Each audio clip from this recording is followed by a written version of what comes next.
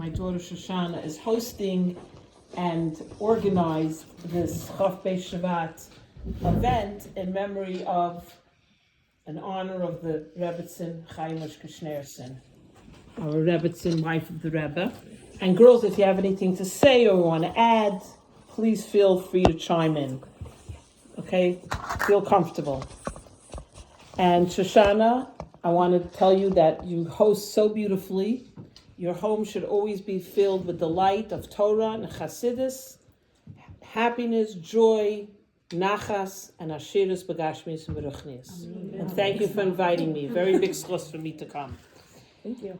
So I want to start off with a story where my mother told me this story. My mother is Mrs. Chaya Jacobson from Crown Heights. We had cousins who finally were allowed to leave the Soviet Union, Russia, in the 1970s. They finally let people leave. And they made Aliyah to Eretz Yisrael.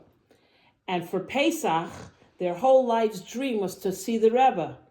So they came to Crown Heights, they moved in on my family, and they were so overwhelmed meeting the Rebbe for the first time, going to shul. And then they asked my mother and father, can we meet the Rebbetzin? So my mother called up her father. My Zayda is Rabbi Yankel Lipsker. He was the Rebbe's Gabbai. And if you're ever in 770, the Aron Kodesh there was built by my grandfather by hand. And he didn't only speak to the Rebbetzin once a day. He spoke to her at least sometimes even 2 or 3 times a day. They were very, very close. And he also had a grocery store because when they ran away from Russia, you did what you could. And when he was building the Aron Kodesh, he sent the Rebbetzin the plans. She made modifications, and she told him to add a crown on top. So my mother calls up my grandfather and says, can I please have the phone number of the Rebbetzin? And she told him why. My cousins were very much wanted to meet the Rebbetzin. They were named Mara and Mira Schiff. So my grandfather said, absolutely not. I can't give out the number of the Rebbetzin. So my mother went out and bought a beautiful bouquet of flowers. She wrote a letter to the Rebbetzin telling her, the cousins came from Russia and they really want to meet you, and her phone number. And I was sent to deliver the flowers. And I had been in the Rebetzin's house many times because I would deliver shalach manos for my grandparents to the back door. And my grandparents would rehearse me what to say.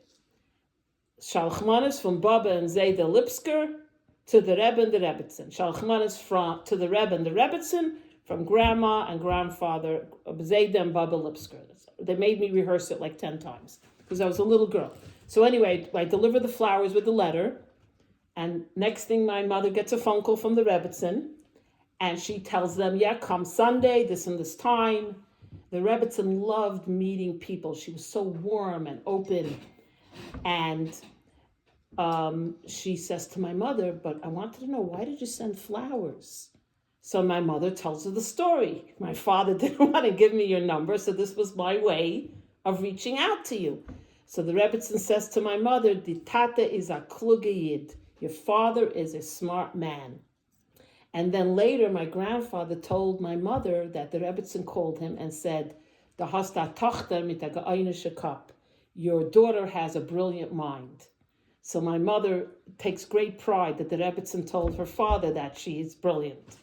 Now they come to the house, and the Rebbetzin speaks to the 2 cousins. They're women, Mira and Marashif, in Russian, and she asks them so many questions. The Rebbetzin knew how to make you feel very comfortable.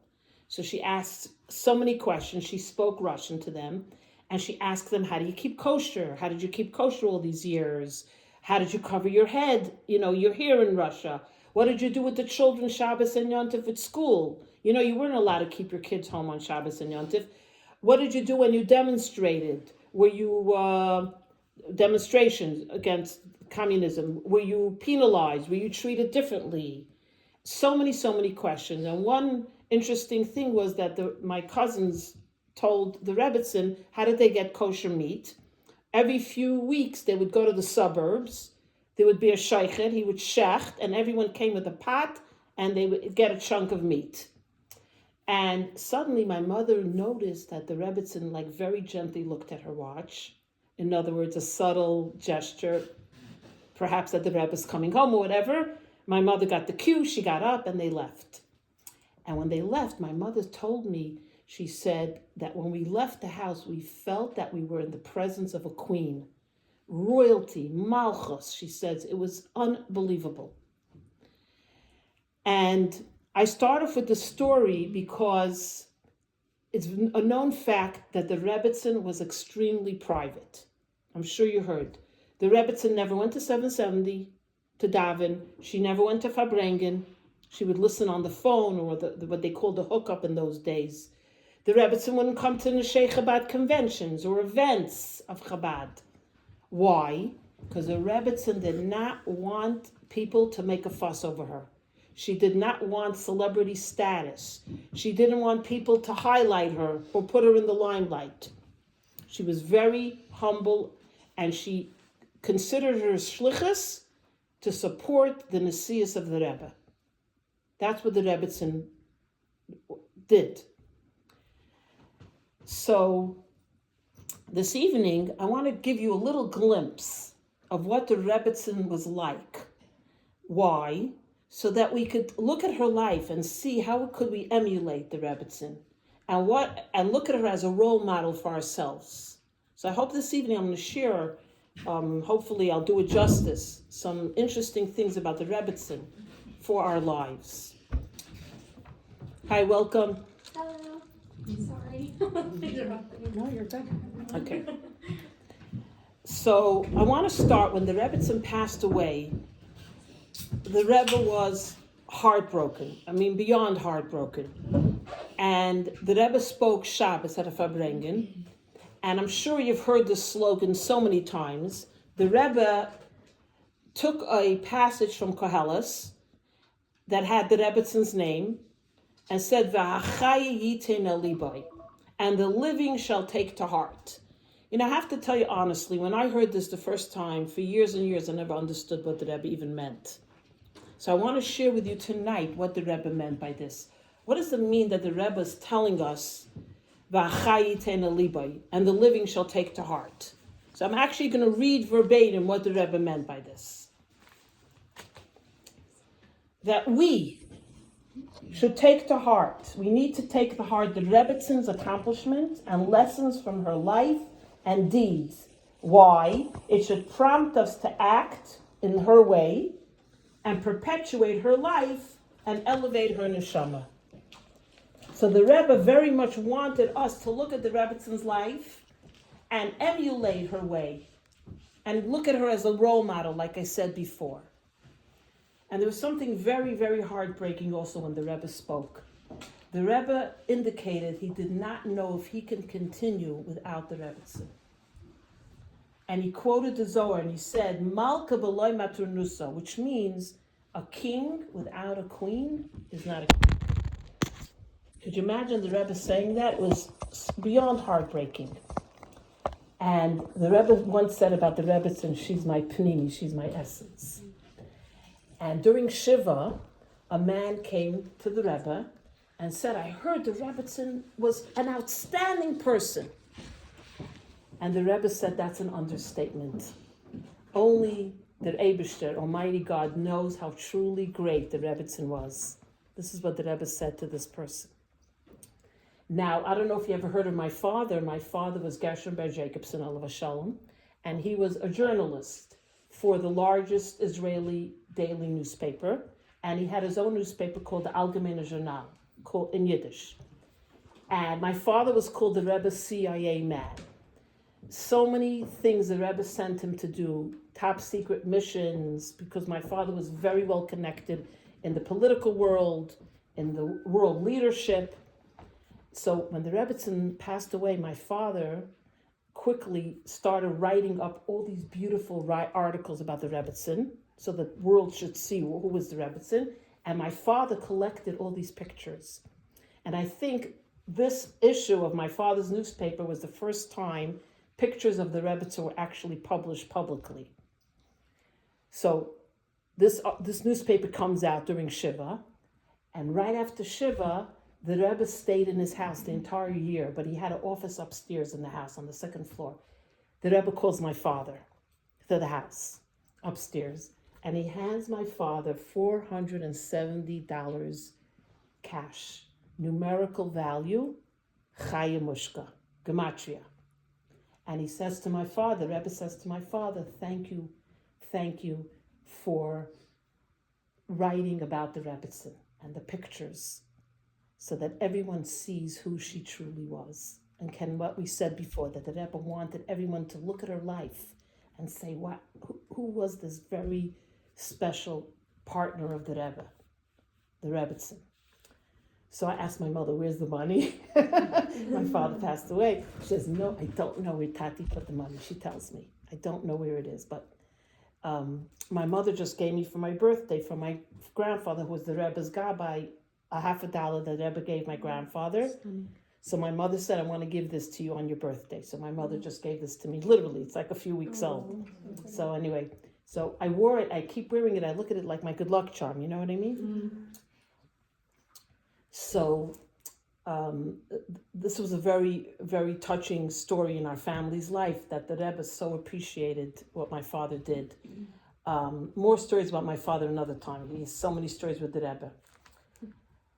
So Dr. Ira Weiss, the cardiologist of the Rebbe, he told a story that the Rebbe told him, 15 minutes drinking tea with the Rebbetzin, the joy, he said, was equal to my joy of putting on tefillin, the Rebbe said. So I hear these stories, I'm like, look how the Rebbe looked at the Rebbetzin, like amazing. What did the Rebbe call the Rebbetzin? Musya. Everyone who was around knew that. But they said one very interesting thing in the house, that let's say the Rebbe wanted to ask the Rebbetzin something or needed something, he wouldn't do like I do. Shia, can you bring, or come here. The Rebbe would get up and go find where the Rebbetzin is and then request or talk to her. So just think about this relationship, this marriage, wow. And another beautiful thing about their marriage, like I always want to emulate it so much, was for 30 years, the Rebbe had yechidus 3 nights a week. You know what yechidus is? So people would make appointments months and months ahead of time, come to New York, they would be given a set time, and all these nights the Rebbe would be up to 4, 5, 6, sometimes even at sunrise, because the Rebbe would have all these appointments with people coming with problems and issues and questions and brachas. My father himself sometimes used to stay with the Rebbe till 5, 6 in the morning, until they would knock on the door, say, Shachris, and the Rebbe said to my father, "I'd like to talk more, but I gotta go." So, and the Rebbetzin would stay up waiting for the Rebbe. Why? She did not want the Rebbe to come to a dark, quiet house and not have anyone to greet him after such a day. You know what the Rebbe's life is like. And she wanted to always make sure the Rebbe had a hot meal. So for over 30 years, imagine, she never went to sleep if the Rebbe was not home. I mean, like, talk about marriage and relationship tips, you know what I mean? Unbelievable, unbelievable. So going back to a little bit in time, the Rebbetzin grew up in the house of Rebbes. Her father was a Rebbe, right? Her grandfather was a Rebbe. Her great-grandfather was a Rebbe. If you look in the book, you could look at the lineage all the way back to the Alter Rebbe. So the Rebbetzins' lineage is impeccable. So even before she married the Rebbe, by the way, in Russia, she was her father's right-hand person. The Russian government did not let the Frierdiker Rebbe, Rabbi Yosef Yitzchak, have a bank account. He was a revolutionary. He was a traitor. He spread Yiddishkeit. So all the bank accounts was in the Rebbetzin Chaya Mushka's name, and she was the signator. And the Rebbe would give her all these tasks to do. And when she married the Rebbe, this is such an amazing story, the KGB came to arrest the Frierdiker Rebbe. She knew her husband, the Rebbe, was coming home, so she looked out the window. When she saw the Rebbe, our Rebbe, coming, she calls out, "Schneerson, mit haben Gast." Schneerson, we have guests, hint, hint, the KGB. So the Rebbe ran to the secretary of the Frierdiker Rebbe, his name was Rabbi Chaim Lieberman, and they began shredding and burning all the papers that showed the underground network of Yiddishkeit in Russia, the yeshivas, the mikvahs, the sheikhtim, where there was kashrus, everything and anything. And they even said Rabbi Chaim Lieberman, the secretary, was swallowing papers. He was chewing it up because they were coming. And one more magnificent story that happened in Paris with the Rebbetzin. So the Nazis were bombing Paris, France. And the Rebbetzin was walking during one of the bombing, with the sirens. And she sees that the bomb is coming and there's a Jewish man and he's going to get hit. So she literally, I think it's like in the movie, she ran and pushed him out of the way and she saved his life. The bomb fell inches from him. And you know what she said later? She said, I never forgave myself for pushing another Jew. I never forgave myself, she said. This is a Rebbetzin. She never forgave herself. I would say, what a hero I am, I saved. And he said it for sure. I never forgave myself for pushing another Jew. So I understand, she operated on a whole different level than us, I have so many stories. I want to try to have a little symmetry.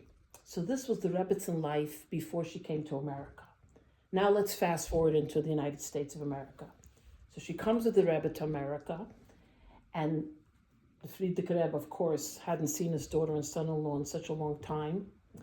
And then the Freida Rebbe passes away in 1950, 10th of Shvat. And the Rebbe does not want to be the next Rebbe because he's like the Rebbetzin. The Rebbe was, by the way, very introverted, private person. Did not want the limelight, did not want to be the Nasi Hadar, did not want to be the Rebbe. A whole year the Rebbe refused to assume the Nasius. So the Rebbetzin says to the Rebbe, if you do not assume the Chabad leadership, what will happen to the 30 years of my father's work? Who will continue it? And so the Rebbe accepted the Nasius because of the Rebbetzin. And the Rebbetzin knew what it means to be married to a Rebbe because she grew up in the Rebbe's house. There's no private life anymore. There's no time for yourselves. She understood the Mesiras Nefesh of saying to her husband, the Rebbe, you need to be the Rebbe. And by the way, she called the Rebbe my husband. Mm-hmm. And she would call herself Mrs. Schneerson from President Street. If she called someone, she would say, this is Mrs. Schneerson from President Street. She's a very, very humble person. So very interesting story now just came to mind is her childhood friends, Rachelei and Marazov, who lived in Israel after leaving Russia, came to visit her on President Street, and they chatted for a couple of hours. The Rebbetzin, by the way, had tons of visitors to her house. She was very private, but she engaged people who came to her house. It's just she wasn't in the public persona. She wasn't on Instagram. But if you came to her house or she met you, the most wonderful, warm, loving, brilliant conversationalist, and made you feel comfortable and at ease. So her friends comes to visit her, and at the end of the whatever reunion. So she says to Racheleia, "The gedenks, do you remember what I told you when we were girls?" So Racheleia says, "No, I don't remember," but she remembered. What did the Rebbetzin tell her? She told everyone later. The Rebbetzin told her, I never want my husband to be a Rebbe. Wow. And then she also told her, I'm worried who will continue my father's work. There will not be a continuation. She was so worried. She told her this as girls. So the Rebbetzin never wanted her husband to be a Rebbe. But look how she put aside her feelings. Did she not have any brothers? No, there were 3 daughters by the Freida Rebbe. Chana, Shena, and Chaya Mushka. But she seems to be the one that was the Freida Rebbe's star, so to speak. Star. Did the other daughters pass away? Yeah, but Shena passed away in the killed by the Nazis. Shena Harishstein, and the Hamadina was married to the Rashag, Rebbe Shmayahu Garari, and lived upstairs, for many years. But different types of sisters, all very holy. The Freida Rebbe's children, right? Absolutely. Yeah. Many sisters, all very holy. Are we still on schedule? Yes. Okay, I have you're a few perfect. more little. So she didn't expect her husband to be a Rebbe, but she realized that the Rebbe has to be Rebbe. That and she supported the Rebbe in every which way. It's interesting. Visitors came to the house. They saw newspapers, periodicals, magazines in Russian, French, German, Yiddish, Hebrew. The Rebbetzin was the Rebbe's Google. She would read all these publications and newspapers and keep the Rebbe up to date on very important things.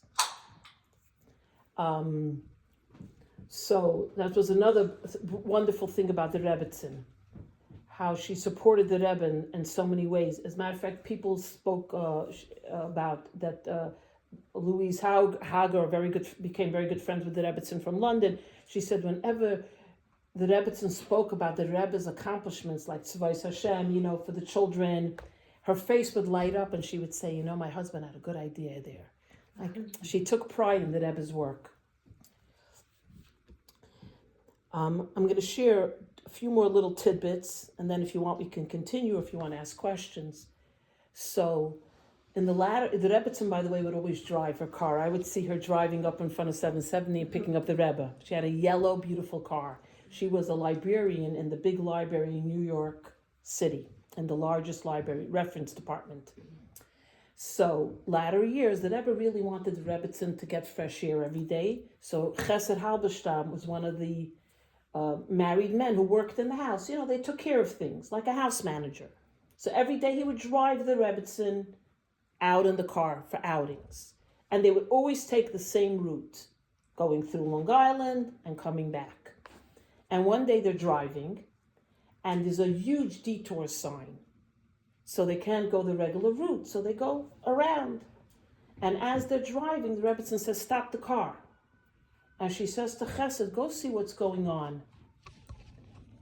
There was a woman crying in Russian, furniture, luggage, toys, clothing, all strewn on the sidewalk. And Chesed goes out, and he comes back, and the Rebbetzin said, what's going on? She said, you see that guy? He's a marshal.